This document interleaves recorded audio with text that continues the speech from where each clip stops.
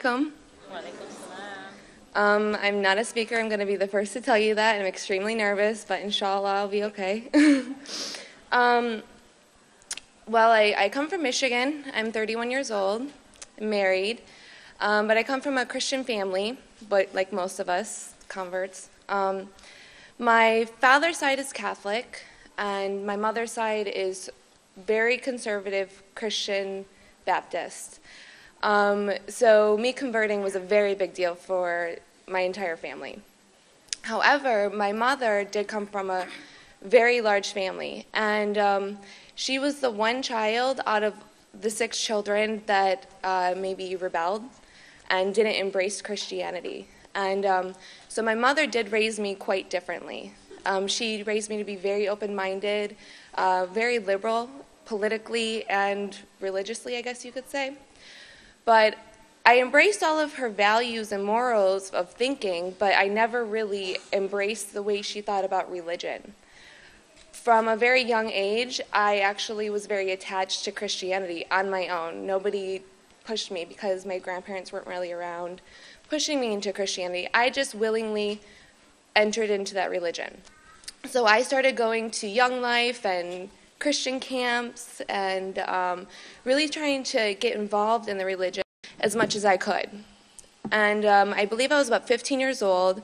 I went to Minnesota and went to Young Life camp. I'm not sure if any of you are aware of it, but it's a Christian camp. Is amazing, great time. But they have you stand up and in front of about a crowd about this size, and then they have you claim Jesus as your Lord and Savior. And that's exactly what I did.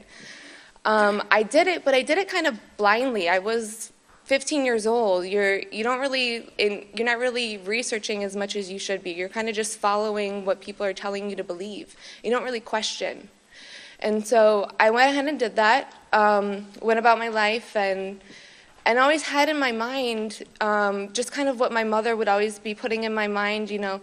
How can all the children who haven't heard of the gospel, aren't they going to hell? Is that what they teach you? And so I would be battling this argument within myself and be like, no, I believe in Jesus. But yet my own mom is telling me that, how can anybody just tell a random person that they're going to hell?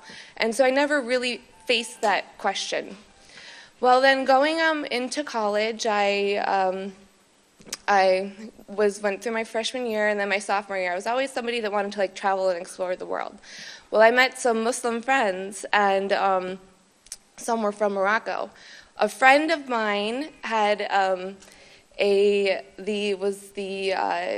son or the grandson of the American Language Center director in Tangier, Morocco, and they were like, "There's this opportunity. Do you want to go teach English?" I was like, "Yes, definitely." Well, I went there. And alhamdulillah, I was able to live with a Moroccan family. So I did that, and I was like, hey, I want to dress like you're dressing. Can I, wear a scarf? So she'd give me a scarf. I wore a scarf. And then I was like, what do you call that? And there'd be an abaya, so that I wore an abaya. So for 3 months, I would wake up, pray Fajr. I had no idea what I was doing. And I would put my hijab on. I had no idea why, but I would just do it. And I was excited. I was like, oh, it's a new dress. So I went about my time. I had fun in Morocco. It was an awesome experience. But I never questioned anything they did. Because they spoke Arabic, I spoke English. And so I started learning a little bit of Moroccan Arabic, but you can't communicate. So awesome experience. Came home, went about, my life. I graduated college. I then worked at a bank. Here's where the irony comes in. So even though I lived in a Muslim country, I still had no idea about Islam. I had no idea. But yeah, I worked at a bank, and I was dealing with interest on a day-to-day basis, and something told me to quit. Something within me was like, this is not right. I'm not supposed to be doing this. I obviously now I know what it was, but at the time I could not explain it. And I just knew I was not doing what I was supposed to be doing. I was on the wrong path. So I've always wanted to be a photographer. I needed to be in a creative field. So I quit everything, dropped everything, and I moved to Florida and went to photography school. At the same time, I decided to join Project Downtown and Nasir. I met Nasir over there from Orlando. He's now a convert, mashallah. So I met tons of Muslim friends, one of them being Nadine. She runs Naduna, and actually Zainab is the vice president of Naduna, so mashallah. Nadine's an awesome friend, and I approached her at the same time I started photography school. At that time, they asked me to do an assignment, and I would be able to do a documentary on my choice. I decided to do it on hijab, because I'm like, I lived in Morocco, I wore this for 3 months, but yeah, I still have no clue why they wear it. And so I asked Nadine, I was like, can I please interview you? And she's like, absolutely. So we went ahead, I did an interview. I asked her these questions, and I was like, just generic questions that I get all the time. You know, like, why do you wear it? Do people judge you? Is it hot? You know, like, whatever. And like, I got that question in Georgia a couple weeks ago. So like, obviously, like, ignorant questions, you know, because I had no idea what I was talking about. And so when she started speaking to me, she opened up my eyes, and she was like, you're Christian, right? I'm like, yeah. She's like, well, you know, it's in the Bible that it says, it's in Corinthians chapter 11, verse 6, that you are supposed to wear the hijab. I was like, really? So then she just kept opening up my eyes, and this is, you know, the thing is about Islam, the reason why the beauty of it and why I love it so much is it's such a feminist religion. And I grew up as like the biggest feminist, and I was like, you know, always like fighting like for women's rights and everything. But like what you end up learning is like that's what Islam did. Islam gave rights to women, and so that's what I loved about it. And so I started listening to her, and you get this other point of view that you never thought of. You think that, you know, Muslim women, that they don't really have a career, and maybe they're there for their husbands, and all these stereotypes that are out there, they really are there. And she opened up my eyes, and she's like, just look around and look at the magazine aisle. Nothing is sold without a woman's body being put next to it. And I remember her saying, she's like, you can't even sell a bag of chips without having a naked woman next to it. And I'm like, yeah, like that's not feminism. That's oppression. Like, I've been living in an oppressed society, and yet I don't even know it. Like, why do we have to feel so self-conscious about our bodies all the time? And so I really started thinking about it. I went home, I looked up the verse in the Bible. I was like, wow, this is really there. And then from there, I got so interested, and I decided to look in the Quran and what the Quran said about the hijab. And then surprisingly, when I read the Bible's verse about hijab, it was actually very demeaning for women. I don't know if many of you have read it, but it actually says that if you don't wear the hijab, you're supposed to shave your head in shame. And that seemed to me a very demeaning way. But yet the Quran talks how beautiful the woman is, that I should be covered. And so that's what I started just looking at things differently. So then I just was so interested. I couldn't like get my hands off of learning about Islam. So then I would read books and read the Quran. I'd watch YouTube videos. Like Yusuf Esses was one of my favorites. So I would just like look at all his YouTube videos.